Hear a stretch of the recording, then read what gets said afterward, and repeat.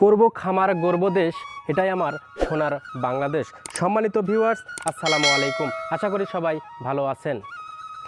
আমি আজকে নাটোর জেলা পরেগ্রাম থানার জোনাইল ইউনিয়নে নাজিরপুর পূর্বপাড়ায় অবস্থান করছি জিয়া-র-রহমান প্রামাণিক ভাইয়ের বাসায়। দেশ ও দেশের বাইরে যে যেখানে যে অবস্থায় আমার এই ভিডিওটির সাথে সম্পৃক্ত হয়েছেন সবাইকে প্রাণঢালা অভিনন্দন। আজকে জিয়া ভাইয়ের বাসায় আসছি। সে কিভাবে গরু পালন করছে, সে আর কোন কোন পেশার সাথে জড়িত আছে, সে কেন গরু পালনে আগ্রহী হলো এবং গরু পালন করে সে কতটুকু লাভবান হয়েছে, এবং এই ভিডিওটির সাথে যারা সম্পৃক্ত আছেন, আমার শত শত হাজার হাজার বেকার ভাই আছে, তারা যেন এই ভিডিওটির সাথেই থাকে এবং আমার এই ভিডিওটি দেখলে নতুন কিছু উদ্যোক্তা আছে, তাদের জন্য শিক্ষার কিছু বিষয় আছে।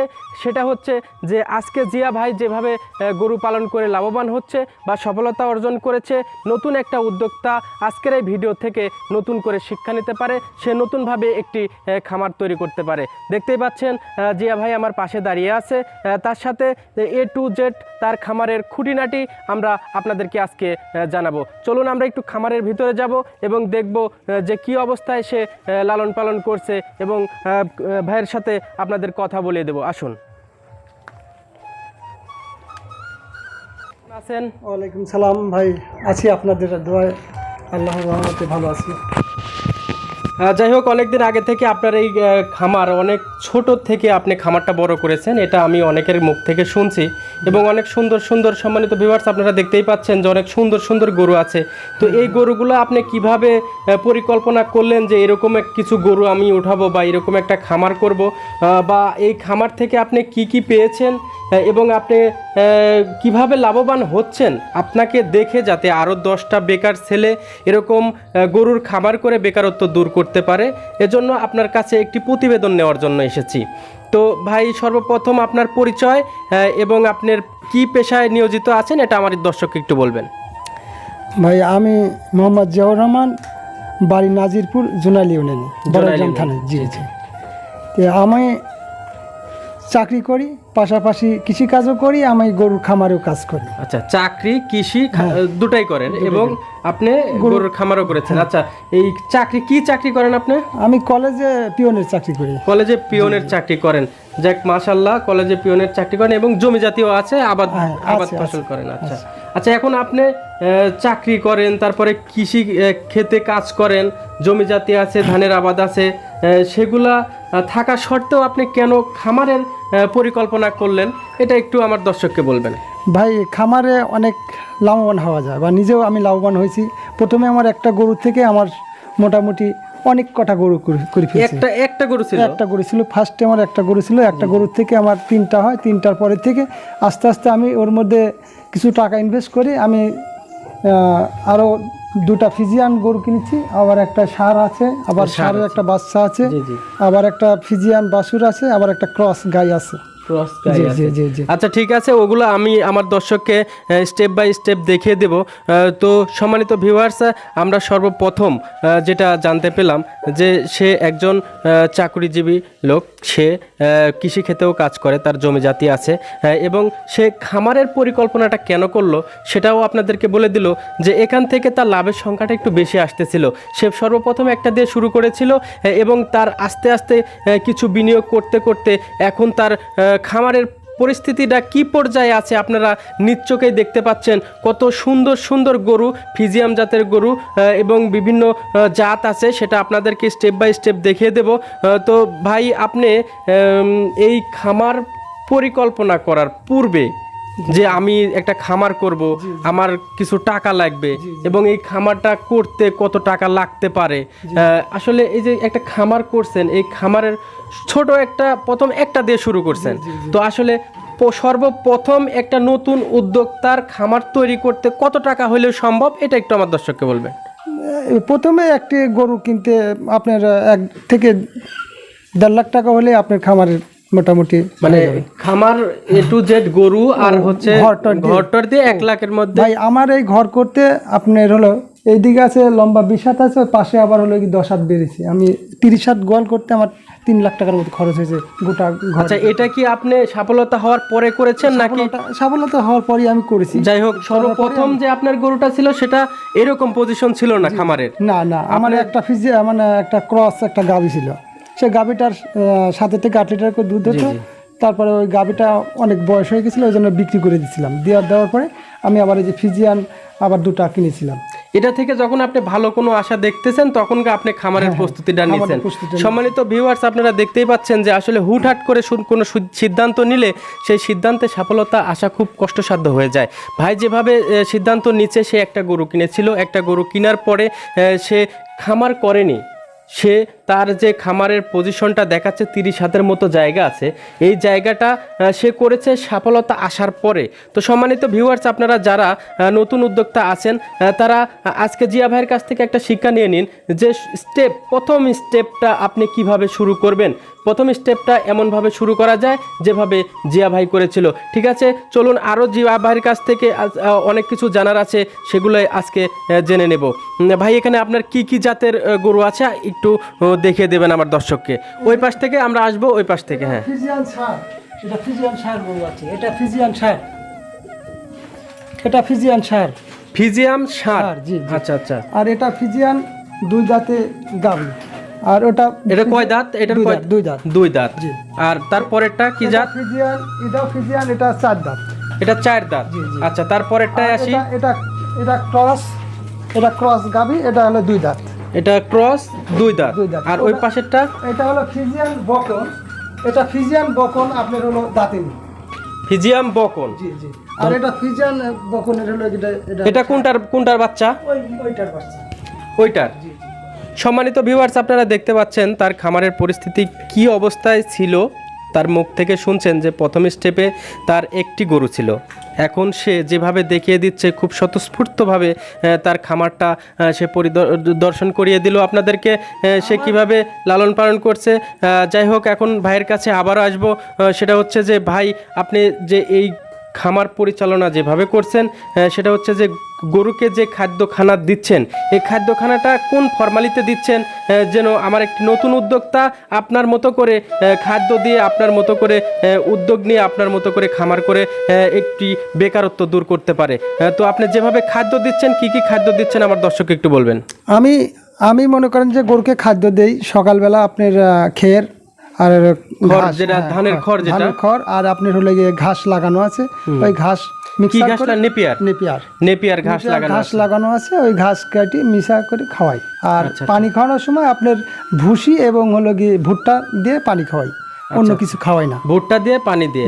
আচ্ছা, দানাদার জাতীয় কোনো খাদ্য? দানাদার জাতীয় কোনো খাদ্য খাওয়াই না। ভুট্টা, গম আর ওই আপনার হলো ভুসি, গমের ভুসি, মানে হ্যাঁ, ভুট্টা, গম আর গমের ভুসি মিক্স করে মাখিয়ে তারপরে খাওয়ান। আচ্ছা, গরুকে কয় বেলা খাওয়ান আপনি? আমি সকালে আর বিকেলে। আচ্ছা, লাঞ্চে মানে ঘুমায়।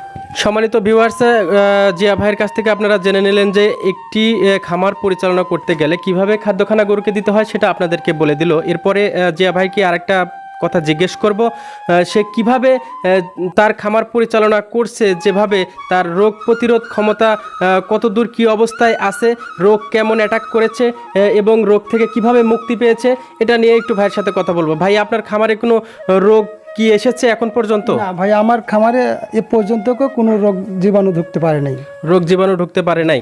আচ্ছা, যাই হোক, এমনিতেই ঠান্ডা আশপাশে অনেক গরুরই আপনার হলো গিয়ে জ্বরছে, হ্যাঁ, অনেক রকমের অসুখ বিসুখ হয়েছে। আমার গরুতে আল্লাহর রহমতে কোনো রকমের সমস্যা হয়নি।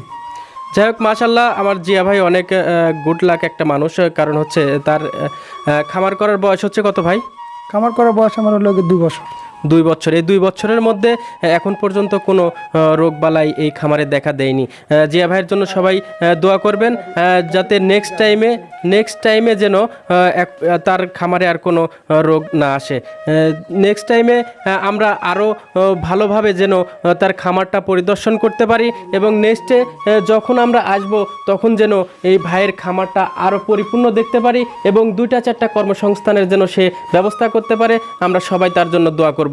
এবং ভাই যেটা বলতেছে সেটা হচ্ছে যে তার 2টা বড় জাতের গাভী আছে, গাভী 2টাই বিট দেওয়ানো আছে, এবং কিভাবে তিনটা সরি দর্শক, তিনটাকেই বিট দেওয়ানো আছে। তো আপনারা দেখে নেন কোনটা কি অবস্থায় আছে, আমরা একটু জিয়া ভাইয়ের কাছ থেকে জেনে নেব।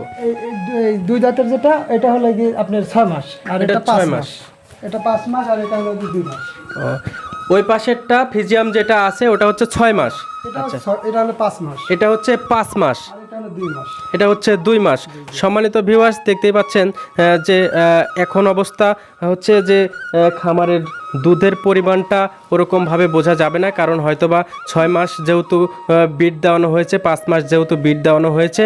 তো তারপরেও আমরা দুধের সম্পর্কে একটু আমরা জেনে নেব এখন কি অবস্থায় দুধ হচ্ছে, এবং বাছুর যখন ভূমিষ্ঠে পড়ে সে অবস্থায় কিভাবে দুধ দহন করেছে, কত লিটার দুধ দহন করেছে, এটা একটু আমরা তার কাছ থেকে জেনে নেব। ভাই, আপনি এই গরু দুটা ফ্রিজিয়াম জাতের বড় গরু দেখতে পাচ্ছি। এই ফ্রিজিয়ান জাতের বড় দুটা গরুতে মনে করেন যে আপনার সকালেই মনে করেন যে 30 লিটার করে দুধ দেয়। সকালেই 30 লিটার, একটা 30 লিটার করে? না, দুটা মিলে অর্থাৎ একটা 15 লিটার। আর বিকেলে? আর আমি বাছুরের জন্য বেশি একটা দোয়াই না, আমি মানে দেখ 2-4 লিটার রাখি আমি ছেড়ে দিই, বুঝছেন? বাছুরটা সুন্দর হয়। তার মানে বিকেলে কি দহন? বিকেলে আপনার 20 লিটার। বিকেলে 20 লিটার, মানে একটা গরুর কাছ থেকে 25 লিটার করে পার ডে আপনি দুধ পেয়েছেন। এবং এইটাই ক্রসটা, এটা 7 থেকে 8 লিটার পাই। 7 থেকে 8 লিটার। জি। বড় ভাই, আপনার কাছে আরেকটা প্রশ্ন করব, সেটা হচ্ছে যে আপনি এই যে খামার পরিচালনা করতেছেন, এই দুধ কোথায় বিক্রি করতেছেন? আমি বাজারে বিক্রি করি, অনেক সময় বাড়ি পারও অনেক ঘোষের কাছে বিক্রি করি। জি। এইভাবে বাজারে বিক্রি করতেছেন, জোনাইল বাজার। জি। সম্মানিত ভিউয়ার্স, আপনারা দেখতেই পাচ্ছেন যে দুইটা গাভী, ভালো জাতের গাভী যদি কেউ পালে তাহলে 25-50 লিটার, ভাইয়ের দুইটা গাভী আছে, দুইটা গাভীতে প্রতিদিন 50 লিটার করে দুধ পাওয়া গেছে। তো আসুন আমরা জিয়া ভাইয়ের কাছ থেকে ভালো মতো একটা শিক্ষা নিয়ে নেই যে খামার কিভাবে করতে হবে। দেখেন, এখানে ষাঁড় গরুও আছে, আবার দুটা ভালো জাতের গাভীন গরুও আছে, আবার একটি ক্রস আছে, এবং একটি বকন বাছুর আছে। তো আসলে এগুলা হচ্ছে সিস্টেম, এগুলা হচ্ছে পরিকল্পনা করে করতে হয়। কারণ দেখা যাচ্ছে যে একটি খামারে একই মাপের গরু যদি থাকে তাহলে অনেক সমস্যা ফেস করতে হয়, বিক্রির দিক দিয়ে সমস্যা হয়, পরিশ্রম করার দিক দিয়ে সমস্যা হয়। তো সম্মানিত ভিউয়ার্স, আপনারা দেখতেই পাচ্ছেন আজকের ভিডিওটি একটি শিক্ষণীয় ভিডিও। তো জিয়া ভাইয়ের কাছে আজকে জিজ্ঞেস করব যে আপনি যেভাবে আপনার খামারটা গড়ে তুলেছেন, এভাবে আমার নতুন কিছু উদ্যোক্তা আছে, তাদের সম্পর্কে আপনি কিছু বলবেন, তারা কিভাবে করলে ভালো হবে, এবং তাদের উদ্দেশ্যে আপনি উপদেশমূলক কিছু কথা বলবেন। প্রথমে খামার করতে হলে একটা গোয়াল তৈরি করে নিতে হবে, তারপরে যাতে গরু যাতে থাকার জন্য সমস্যা না হয়, যাতে পরিবেশটা অনুকূলে থাকে। জি। তারপরে আপনি গরু কিনবেন, কেনার পরে গরুর জাতটা কেমন হওয়া উচিত? জাতটা ফ্রিজিয়ান জাতের গরু হলে পারে, একটা গরু হলে পারে একজন খুব ভালোভাবে, একটা ফ্যামিলি, একটা ছোট্ট একটা ফ্যামিলি হলে খুব ভালোভাবে চলে যেতে পারে। আচ্ছা, তাহলে মনে করেন যে ওই একটা গরু যদি সে দুধ বিক্রি করে চলতে পারে, তাহলে মনে করেন যে দেখা যায় পরবর্তীতে তার আর একটি গরু কেনার ইচ্ছা জাগে। জি। ইচ্ছা জেগে গেলে পর সে মনে করেন আস্তে আস্তে তার মনে করেন পরিকল্পনাটা অনেক বড় ধরনের হয়ে যাবে। তে আসলে আমরা প্রথমে যে একটা যে উদ্যোগ, এই উদ্যোগটাই নিতে প্রথমে ভয় পাই, বুঝছেন? কিন্তু আপনি কিভাবে বোঝাতে যাচ্ছেন নতুন যারা উদ্যোক্তা আছে যে সে কিভাবে নিবে, এটা যে সাহসটা কিভাবে দিচ্ছেন?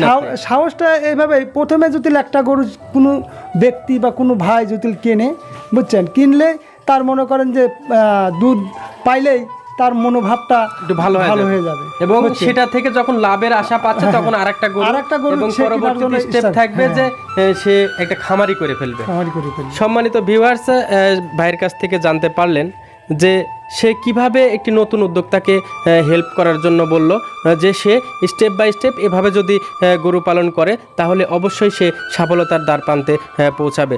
তো সম্মানিত ভিউয়ার্স, আমরা আজকের যে ভিডিওটা, এই ভিডিওটা একটি শিক্ষণীয় ভিডিও, এই ভিডিওর সাথেই থাকবেন, এবং যারা আমার চ্যানেলে নতুন আছেন তারা অবশ্যই আমার চ্যানেলটিকে সাবস্ক্রাইব করে দিবেন এবং পাশে থাকার বেল বাটনটা ক্লিক করে দিবেন, যাতে নেক্সট টাইমে নোটিফিকেশনের মাধ্যমে আপনারা নতুন ভিডিও আপনারা পেতে পারেন।